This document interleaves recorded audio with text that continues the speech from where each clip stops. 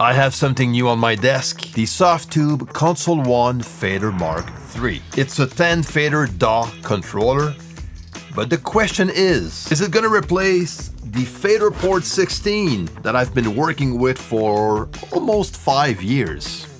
Let's look it up. Okay, now I had a chance to work with it for the past few weeks, and especially to test its integration with Cubase, which again, we're gonna talk about in this video. And I'm also gonna share with you what this guy can actually do as a controller. And I'm also gonna let you know if I'm actually gonna replace my Faderport 16 with the Console 1 Fader Mark III. And also if there's any trade-offs doing so. Now, just to make something clear, this is not a sponsored video. I did not get paid whatsoever to make this video. Softube did send me a unit a few weeks ago, and the goal was to beta test its integration with Cubase, where I spent a lot of time doing so, and that's why I'm making this video. Let's look at this guy.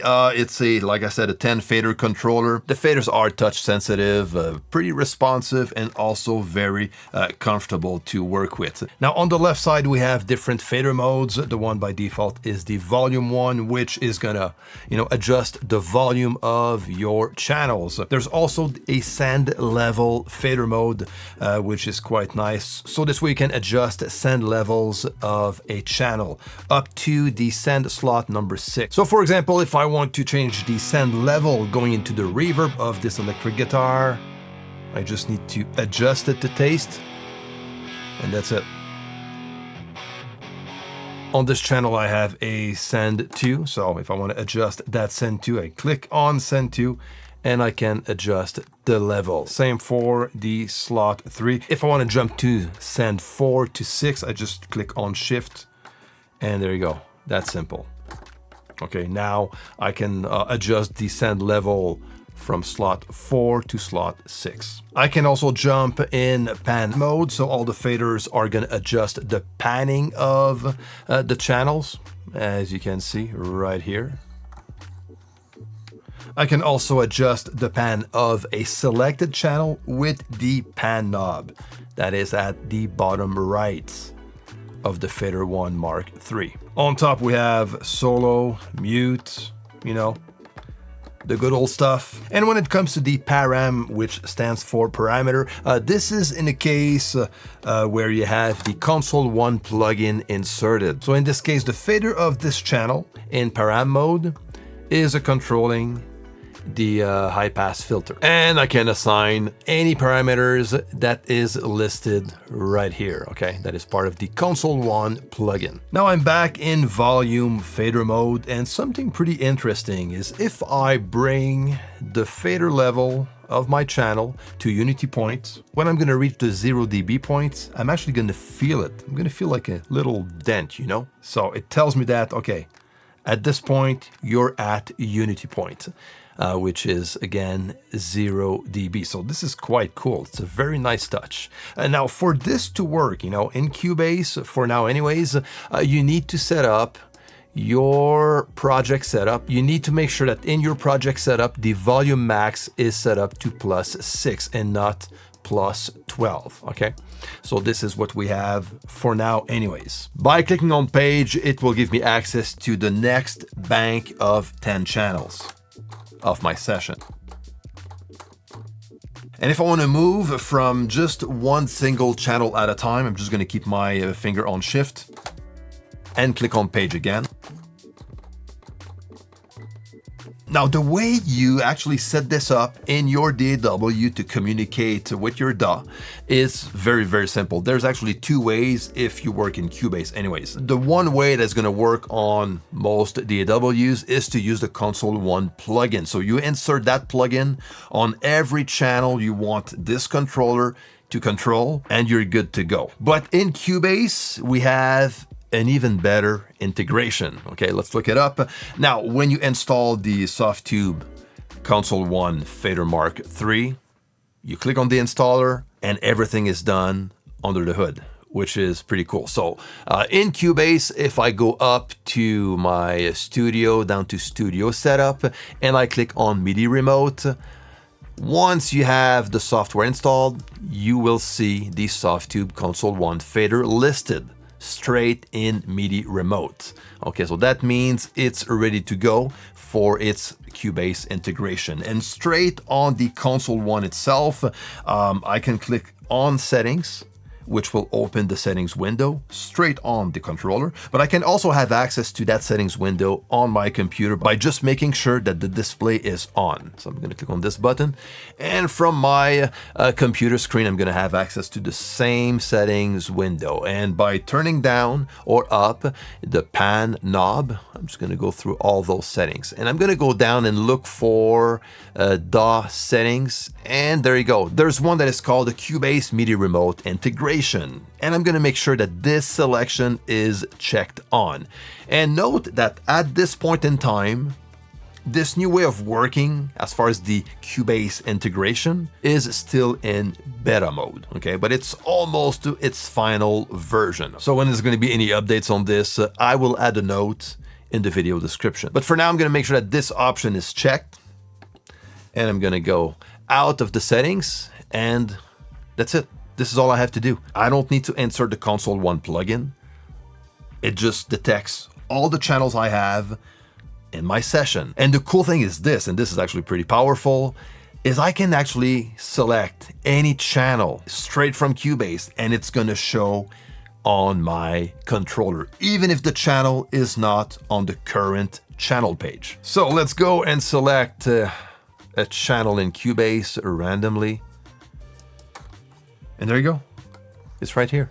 It's so cool. So I can select any channel, again, from my session, and it's gonna show right here. And you'll see that the select button at the bottom of each channel on the controller is gonna be light up. Okay, so that means it is selected. So that means that the communication between the controller and Cubase works pretty well. So that's good. And on top of that, if we look at the display that I have on top of the controller, the colors will match with the channel colors I have inside my session, which is actually very, very cool. So if I select a channel, whether I select it in Cubase or straight on the controller, on top of showing it by lighting up the select button, it's gonna show on top also, okay, straight on the display. So it's very easy to know which channel is selected. So this is called the direct Cubase control, and that's because it's using the Cubase MIDI Remote API to communicate, which is great. So this is a big, huge highlight of this controller, if you want my opinion, especially as a Cubase user. So now the big question: is it gonna replace my Faderport 16? Now, the Faderport 16 has 16 faders. That's fine, it's a lot of faders to play around with. This one has 10 faders, and honestly, for my workflow, that's plenty, okay? I can even work with less faders if I wanted to.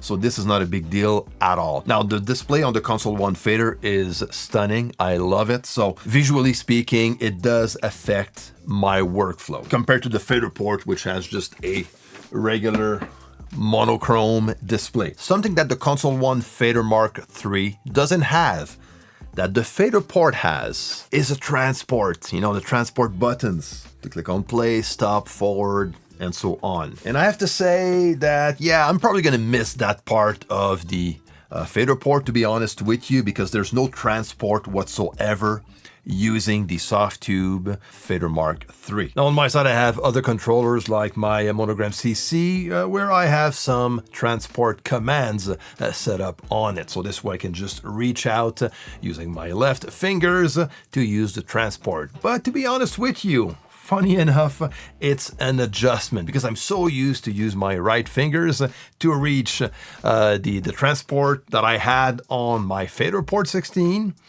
that it's a kind of an adjustment, you know, to get used to use my left fingers. But hey, it's part of the game, I guess. I am gonna keep the Console One fader on my desk and keep working with it. Reason is simple, I love the size, it's not too big. It's a very nice size that fits well on my desk. Love the displays, and that integration with Cubase, for me, honestly, is the highlight of working with this controller. okay? Opposed to the Faderport, where every time I had a fader selected in Cubase, I had to switch the channel pages until I get to my selected channel. And at some point, that was kind of annoying. So I'm very happy that there's that kind of integration within the Console 1 Fader Mark III. And also because I'm working with the channel version of the Console 1, and they both work well together, okay? So this is a huge plus. And that's probably the reason why there's no transport on the fader version of the Console 1, just because of its size. It actually has the same size as the Console 1 channel. And they do look pretty cool together, I have to say. Now, if you want to know more about my workflow when it comes to work with the Console 1 channel on top of the fader, let me know down below, and if there's enough demand, I'll make a video, no problem. Now, I just want to point out something here. Like I said earlier, the integration between the Console 1 and the Cubase MIDI remote is still in beta mode. So that means that there's still some stuff to be worked on, that the people at Softube and Stangberg are working together to make it even better. But for the most part, the integration works pretty well. There's something though that I need to point out, is that at this point in time, and it's also in the manual, the Console 1 fader is limited to 100 tracks. So that means you'll be able to control track 1 to 100, okay, by using the page knob. Okay, like we saw earlier. Now, if you go above, if you have more than 100 tracks, I still see these tracks on the Fader 1, but the minute I'm gonna select one of them, it's gonna reset itself to track 1. Okay, so for example, I have this channel here. Let's look at the channel 104. If I select it, there you go, it's gonna reset itself to channel 4 instead, okay? So if I bring my page down to the lowest, I'm not gonna go below the 101 track count, okay? So if I wanna go below that point and, you know, control the first 100 channels that I have in my session, I just need to go in Cubase, select any of these tracks, and then I'm back to the first 100 channels I can control. So that is the workaround for now. So hopefully this limitation will be lifted off. So this is part of the game when you build up and work on this type of integration. So again, when there's some updates that are gonna come up, I'm gonna leave notes in the video description. Now, working with a DAW controller is probably not meant for everyone. I do like it though. My first DAW controller was actually the Faderport single channel, the old one. You know, I worked with this one for years. Then I switched to a 16 channel and now this one. What I like about working with a DAW controller is I don't need to rely on my mouse as much, especially when I do some channel automation or send level automation, stuff like that. I'm gonna jump straight on the controller. Let me know on your side if you like to work with a DAW controller, whether it's a single channel controller or a multi-channel controller like this one. But if you do work with a DAW controller, let me know which one you work with. And if you want to know more about what else I have on my desk, you need to watch this following video. Let me know if you have any questions. I'm gonna leave the links down below if you want to know more about the Console 1 Fader Mark III. Until next time, take care and see you.